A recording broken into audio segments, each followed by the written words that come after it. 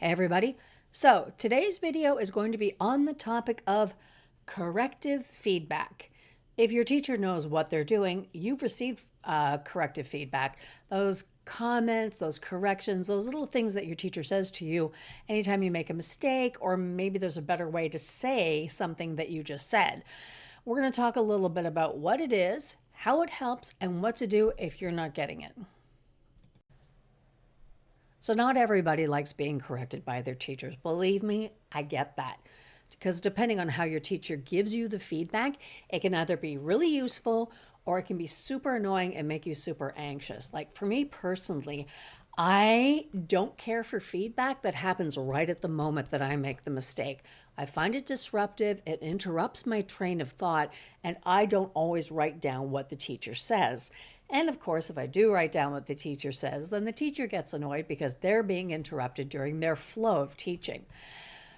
But when I was teaching and I was using my amazing corrective feedback form, my fabulous corrective feedback sheets, students would then get nervous because they thought that they were making a lot of mistakes because I was writing everything down.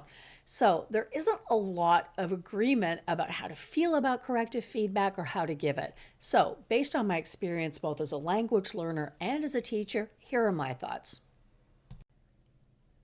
So first off, if you're a student, talk with your teacher about how you get corrective feedback. If you're in a class, see if there's one way of maybe having one person each class. I mean, obviously changing it, different person for every new class.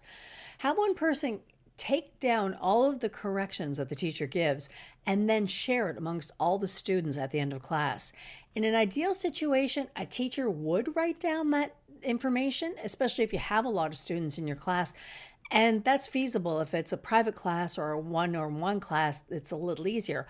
But if you're in a larger class, either the teacher or the students can make separate lists of all the corrections that the teachers give the students.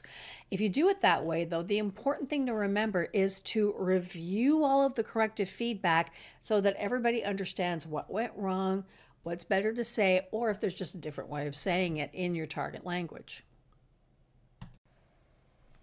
So when I was teaching, my favorite way of giving corrective feedback was to capture it in a table. On the one side of the table, I would write down the problems or the issues that had come up when the students were talking in class. Then, with about 5 minutes left at the end of class, I would sit down with the student or students, and we would go through each one of those items individually to identify what the problem was and what the correct thing was to say, or, the verb tense, whatever the issue was. Then I would use my cell phone, take a picture of the lists, or if I was lucky enough to be in a place with a photocopier, I'd make a photocopy of it, and I would give the student or students the original and keep the copy for myself. That way, if when I was planning classes and lessons, I could go back and look at everything that had been said in the previous classes and see if there was an issue that needed to be addressed with an exercise or a lesson in the future. So then that brings up the problem of what happens if you're not getting any corrective feedback from your teacher at all? Because that's not good. Here's how I would approach a teacher who wasn't giving me any kind of corrected feedback. Hey, teacher, I appreciate the way that things are going, but you know something that would make the class even better? It'd be great if you could let us know when we make mistakes, so that we know the areas where we need to improve.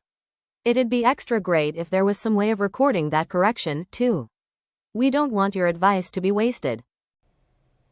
So here are some questions that you can think about regarding the topic of corrective feedback. If you're a student, what kind of corrective feedback do you find helps you the most? And what do you like or dislike when your teacher gives you corrective feedback in class?